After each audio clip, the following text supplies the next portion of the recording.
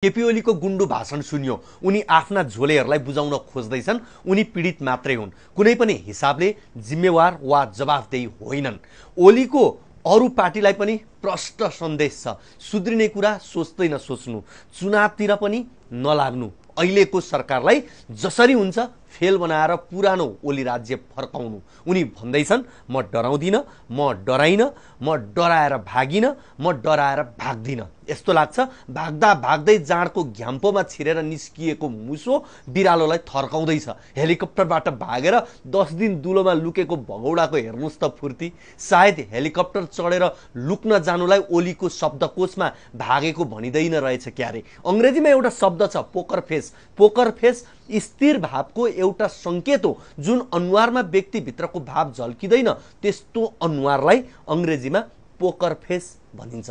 जुवा घरमा जुवा खेलाउने व्यक्तिलाई पोकर भनिन्छ र जुवा खेलाउँदै गर्दा आफ्नो अनुहारको भाव पढेर कुनै जुवाडेले बाजी थाप्ने वा नथाप्ने निर्णय नगरून् भनेर तिनले आफ्नो मनको भाव अनुहारमा प्रतिबिम्बित हुन दिँदैनन्। बडो स्थिर र गम्भीर देखिन्छन् पोकरहरूको अनुहार, तर ती भित्रबाट सधैँ उद्वेलित र तनावग्रस्त हुन्छन्।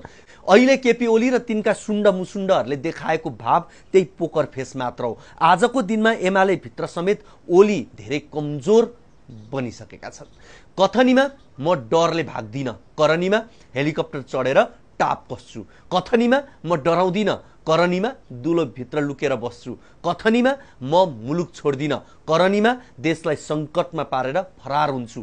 कथनीमा म शान्ति प्रेमी हुँ, करनीमा अबोध बच्चाको टाउकोमा गोली हान्ने आदेश दिन्छु। कथनीमा म लोकतन्त्रवादी हुँ, करनीमा गुण्डाको घेरामा लुक्छु। अब पनि यस्तै घमण्ड रहे फेरि भाग्नुपर्ने दिन नआउला भन्न सकिन्न, किनकि घमण्डले मानिस फुल्न त सक्छ तर फैलन सक्दैन। लङ्काको रावण पनि युद्ध जित्छु भनेर धेरै हल्ला गर्थ्यो, रामलाई तथानाम भन्थ्यो, सेना मेना अघि पछि देखेर मक्ख पर्थ्यो, सीताको हरण पनि गर्यो, तर शान्त बस्ने रामले सहज युद्ध जिते। अहिले केपी ओलीको यात्रा पनि रावण पथमै छ। सडक छाप बनिसक्दा पनि गुण्डुमा गाण्डुहरूसँग बसेर भाषण छ। सत्तामा हुँदा घमण्ड कुन लेभलको थियो मूल्याङ्कन गर्नुहोस् त।